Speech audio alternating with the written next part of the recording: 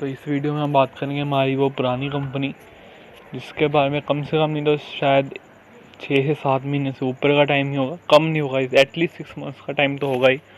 और जिन्होंने उस टाइम पे बात को वीडियो को देखा था और इस कंपनी के बारे में पढ़ना शुरू किया होगा या इसको ख़रीदा होगा, तो उनके पास आज बहुत ही अच्छे रिटर्न होंगे इस कंपनी के अंदर। तो देखते हैं क्या क्या चेंज हुआ है तब से लेकर अब तक इस कंपनी के अंदर, या स्टिल वर्थ है इस कंपनी को बाय करने के लिए। तो यहाँ पे ये वीडियो मैंने बनाई थी तकरीबन 7 मंथ्स को, जिसके ऊपर 99 व्यूज़ डले हुए हैं वीडियो पे।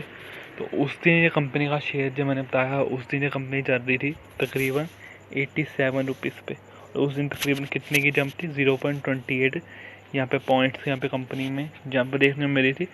तो उस टाइम पे कंपनी का जो शेयर था इन्फोबिन एवेन्यू का, तो ये वीडियो में मैं डिटेल में बताया था कि कंपनी कैसे काम कर रही है और क्या इसके पोटेंशियल है आने वाले टाइम में। बट उस टाइम भी 87 पे कंपनी का जो था वो स्टॉक चल रहा था, और अब देखते हैं हमें इस कंपनी कितने करंट पे हमें परफॉर्मेंस करते देखने को मिल रही है। तो अब ये कंपनी चल रही है 50 पे। तो 87 पे चलने वाली कंपनी 50 पे आके तो ये तो लॉस हुआ। बट 1 डे का चार्ट पैटर्न देखो, 5 डेज़ का, 1 मंथ का, 6 मंथ का, और उसके बाद ईयर का भी। तो यहाँ पे हर जगह देखो तो ग्रीन देखने को मिल रहा है। तो आप कहोगे कि लॉस कैसे हुआ, क्योंकि कंपनी ने यहाँ पे दिया था बोनस। तो 1:1 का इस कंपनी में हमें बोनस देखने को मिला है।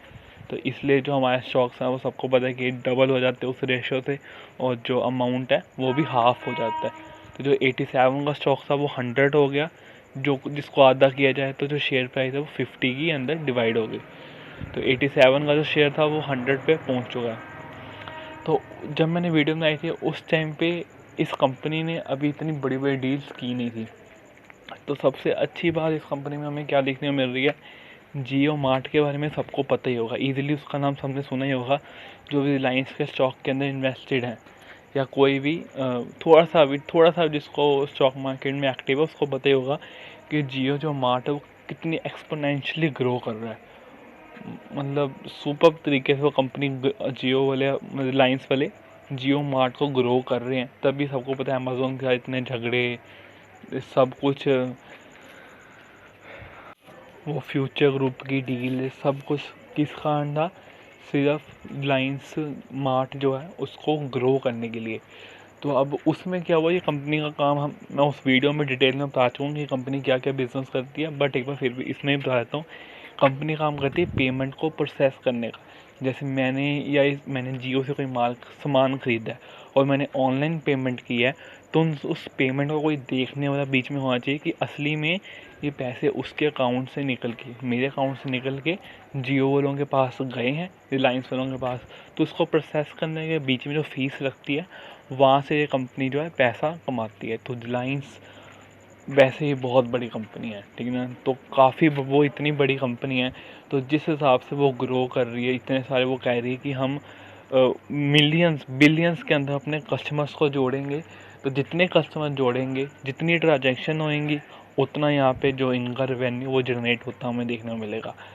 तो ये कोई न्यू बिज़नेस मॉडल नहीं है, काफ़ी एग्जिस्टिंग, काफ़ी टाइम से ये बिज़नेस मॉडल कंपनी का चलता आ रहा है। तो ये तो सिर्फ एक डील थी जो कि बहुत बढ़िया, आपको मैंने बताई, रिलायंस सबको पता बहुत अच्छे तरीके से ग्रो करेगी, ठीक है ना। तो ये एक डील चली थी। इसके अलावा ये कंपनी कितने सारे और ग्रुप्स के साथ पार्टनर भी है। टाटा के जो होटल्स हैं, ताज होटल्स, उसके अंदर भी ये कंपनी सर्विस देती है। तो एक बार कंपनी का जो है हम जो है वेबसाइट देख लेते हैं, उससे थोड़ी सी डिटेल में हमें पता चल जाएगा कंपनी क्या क्या और सर्विस देती है।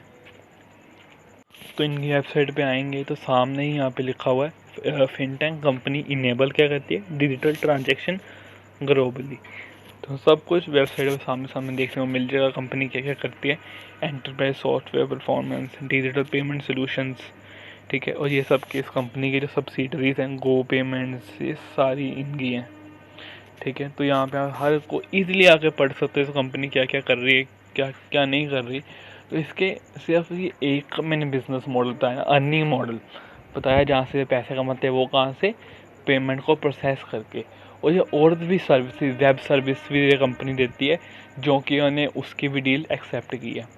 तो रफली उन्होंने एक अंदाज़ा बताया था कि हम कितना जो रिलायंस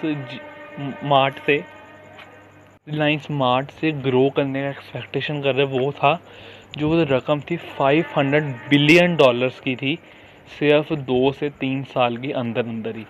ठीक है, तो 500 बिलियन बहुत ही बड़ी रकम होती है। कभी कैलकुलेट करके देख लेना था, तो ये जो फिगर है ये लाखों करोड़ों की फिगर है। ठीक है, तो आपको पता चल जाएगा कितनी बड़ी गेम यहाँ पे चल रही है। जितनी बड़ी ये फिगर प्रोसेस करेगी, उतना ही बड़ा इनका जो कट होगा वो इनका बीच में से होगा। और भी सर्विसेज कंपनी दे रही है, तो ऐसी कंपनी को मेरे को लगता नहीं कि हाथ से छोड़ना चाहिए। और साथ ही साथ कंपनी अपने आप को यहाँ पे तो बेस्ट है ही अपनी ये वाली सर्विस देने में। साथ में कंपनी क्रेडिट कार्ड के अंदर भी अपना पैर जमा रही है, और काफ़ी सारे बैंक्स भी कंपनी के साथ पार्टनर हैं। तो वहाँ अगर बैंकों की जितनी डील्स होंगी, तो आप समझ सकते हो कि कितना बड़ा इस कंपनी का सर्कल देखने को हमें मिल रहा है, कहाँ कहाँ से ये कंपनी पैसा कमाएगी। और इनडायरेक्टली कंपनी को अगर प्रॉफिट होगा तो उसका कहाँ दिखेगा, कंपनी की बैलेंस शीट के अंदर। तो जिस हिसाब से बैलेंस शीट कंपनी की ग्रो करेगी, तो ऑब्वियसली है शेयर प्राइस में फ़र्क आएगा ही आएगा, क्योंकि लोग दिखेंगे कंपनी ग्रोइंग है। तो ऐसी कंपनी को अगर 5, 10, 20, 25% की गिरावट होती है, तो ये मौका होता है इन कंपनीज को खरीदने का। और ये कंपनी सिर्फ इंडिया में ही काम नहीं कर रही, 5 कंट्रीज और हैं इनके अंडर जहाँ पे ये कंपनी अपनी सर्विसेज को सर्व कर रही है। वो है इंडिया तो ऑलरेडी है, ये ओमान, USA, KSA और UAE। ये सारी कंट्रीज में जो कंपनी है ये अग्रेसिवली एक्सपेंड कर रही है अपने बिजनेस को। सो अगर आप और डिटेल में कंपनी के बारे में पढ़ना चाहते हो, जिसके अंदर मैं पूरी आपको बैलेंस शीट वगैरह सब कुछ कंपनी की दिखाई थी, कि कंपनी की जो फाइनेंशियल है वो कैसे परफॉर्म कर रहे हैं, तो वो आप जाके मेरी पुरानी वीडियो में देख सकते हो। ठीक है, तो उसके अंदर मैं सब बता सकता कौन से और कंपनी के क्लाइंट्स हैं। नहीं तो कुछ नए क्लाइंट्स हैं जियो वगैरह, जिसके बारे में मैंने बात की। नया बिजनेस मॉडल जो कंपनी ने कहा है कि हम जहाँ पे और अपने आप को अपनी कंपनी को दिखाना चाहते हैं कि हम क्रेडिट कार्ड के बिज़नेस में भी काफ़ी अच्छा परफॉर्मेंस कर सकते हैं। तो वहाँ ये कंपनी नई नई कंपनीज़ को एक्वायर कर रही है, नई टेक्नोलॉजीज़ को डेवलप कर रही है, जहाँ से क्रेडिट कार्ड बिजनेस के अंदर भी ये कंपनी आ सके। क्योंकि क्रेडिट कार्ड इंडस्ट्री इंडिया में अभी तक इतनी बड़ी हुई नहीं है जितनी बड़ी होनी चाहिए थी। तो बहुत ही बड़ा एक्सपोजर अभी लेना बाकी है इंडिया का। तो मेरे हिसाब से कोई भी बड़ी कंपनी इतनी बड़ी अपॉर्चुनिटी नहीं छोड़ेगी। तो ये थी इस कंपनी की एनालिसिस। अभी भी वो कंपनी में प्रॉफिट में है, और स्टिल ये कंपनी में प्रॉफिट ही हमें रहेगा जिस हिसाब से कंपनी ग्रो कर रही है अपने आप को। और ये एक जगह रुकने वाली कंपनी तो नहीं है। बट इस टाइम पे देखा जाए करंट वैल्यूएशन की बात करें, क्योंकि वैल्यूएशन बहुत ही बड़ा रोल प्ले करता है अपने पैसों को मल्टीबैगर करने के लिए, जिसके बारे में मैं कल एक वीडियो बनाऊंगा। उस कंपनी ने हमें ट्रू मल्टीबैगर का मतलब बता दिया है। वो भी इसके नाम से मिलती जुलता नाम ही है, बट बिजनेस थोड़ा सा अलग है, काफ़ी अलग है, थोड़ा सा नहीं। तो 95 के PE पे कंपनी अवेलेबल है। वो बात आपकी सही है कि कंपनी की अर्निंग्स आ जाती हैं, उस हिसाब से PE जो है कंपनी का एडजस्ट होता जाएगा। बट अर्निंग्स पे अभी थोड़ा फोकस देखा जाए तो बहुत कम कंपनी का प्रॉफिट मार्जिन हो गया, क्योंकि जब बड़े प्लेयर्स आते हैं ना आपसे डील करने, तो वो इतने आराम से नहीं मानते। उनको कम में ही जो अपनी सर्विसेज उनको सर्व करनी हमें देनी पड़ती है, क्योंकि जो बिग प्लेयर्स होते हैं वो कहते हैं कि हम ज़्यादा टाइम के लिए बिग प्लेयर्स आते हैं। ऐसे कभी भी वो किसी भी कंपनी के पास आज बिजनेस किया कल छोड़ दिया, ये सीन नहीं होता। तो बस इतनी सी एनालिसिस थी कंपनी की। और मैं अब क्या सोचता हूँ इस कंपनी के बारे में, तो वो मेरा पॉइंट ऑफ व्यू था। किसी भी तरह की इस कंपनी से रिलेटेड या बाइंग सेल या किसी तरह से डायरेक्ट या इनडायरेक्ट रिकमेंडेशन इस कंपनी के बारे में मेरी तरफ से नहीं है। कुछ भी करने से पहले अपने फाइनेंशियल एडवाइज़र की एडवाइस जरूर लेनी है, और अपनी स्टडी करके ही किसी तरीके की बाइंग या सेलिंग करनी है, किसी की बातों में नहीं आना कभी भी। So thank you for watching this video, till then good bye.